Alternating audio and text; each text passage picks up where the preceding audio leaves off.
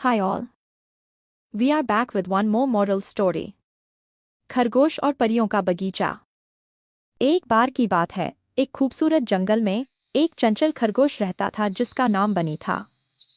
उसे नई नई जगहों की खोज करना पसंद था, हमेशा कुछ नया रोमांच ढूंढता रहता था।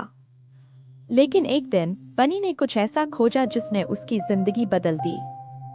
बनी एक घास के मैदान में कूदता हुआ इधर उधर देख रहा है, जैसे कुछ ढूंढ रहा हो। जंगल में कूदते कूदते बनी को एक झाड़ी के पीछे से हल्की हल्की रोशनी चमकती हुई दिखती है। उत्सुक होकर वह झाड़ियों को हटाता है और एक छिपा हुआ बगीचा देखता है, जैसा उसने पहले कभी नहीं देखा था। बनी की आंखें चमक उठीं जब उसने एक गुप्त बगीचा देखा, जिसमें फूल सूरज की रोशनी में चमक रहे थे।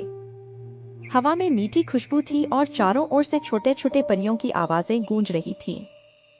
बनी ने करीब से देखा तो उसे फूलों के बीच रंग बिरंगे पंखों वाली परियां उड़ती हुई दिखाई दीं। परी हंसते हुए कहा, देखो, एक मेहमान आया है। परियां हंसते हुए बनी के चारों ओर उड़ने लगीं और बनी आश्चर्य से उन्हें देखता रहा। जैसे ही बनी परियों को देख रहा होता है, एक बड़ी और चमकती हुई आकृति प्रकट होती है, परियों की रानी। उसके चमचमाते पंख होते हैं और वह फूलों से बनी एक मुकुट पहने होती है। परियों की रानी ने बोला, परियों के बगीचे में आपका स्वागत है, छोटे बनी। आपने एक जादुई जगह खोजी है, जिसे केवल सबसे दयालु जीव देख सकते हैं। बनी आदरपूर्वक झुकता है, उस सुंदरता से मंत्रमुग्ध होकर। बनी ने कहा, मैंने ऐसा कुछ पहले कभी नहीं देखा।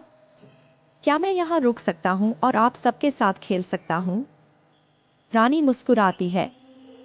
परियों की रानी ने कहा, आप यहाँ स्वागत योग्य हैं, लेकिन पहले आपको हमारी मदद करनी होगी। हमारा बगीचा जादुई है, लेकिन इसे सुरक्षित रखने के लिए हमें आपके जैसे दयालु जीव की जरूरत है।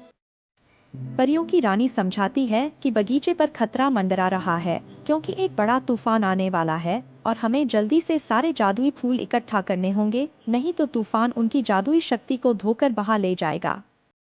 परियों की रानी ने कहा, अगर हमने फूल नहीं इकट्ठा किए तो तूफान उनकी जादुई शक्ति खत्म कर देगा। क्या आप हमारी मदद करेंगे, बनी? बनी खुशी से सिर हिलाता है और बगीचे में कूदते हुए परियों के साथ जादुई फूलों को एक टोकरी में इकट्ठा करने लगता है। परियां और बनी मिलकर तेजी से फूलों को इकट्ठा करते हैं। बनी और परियों ने मिलकर एक एक जादुई फूल को इकट्ठा किया। समय रहते जैसे ही तूफान के बादल सिर पर मंडराने लगे।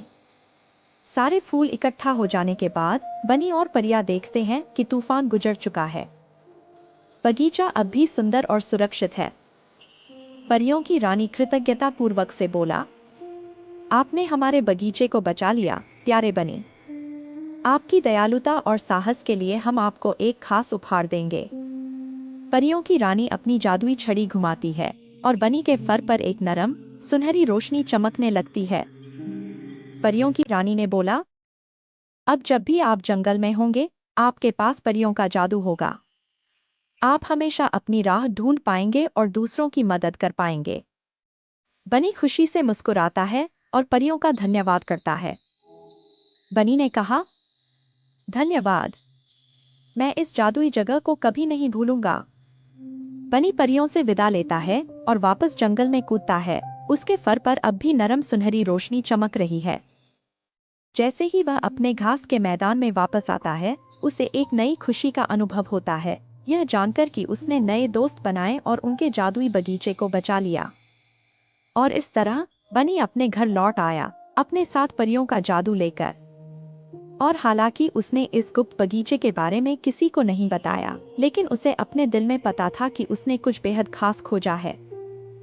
दुनिया जादू से भरी है, लेकिन सबसे बड़ा जादू दयालुता और दूसरों की मदद करने से आता है। बनी की तरह आप भी जादू पा सकते हैं, जब आपके पास एक दयालु दिल हो। दयालुता ही असली जादू है। जितनी आप मदद करेंगे, उतनी ही जादू आपको मिलेगी। Did you like this story? Then please like, share and subscribe to our YouTube channel.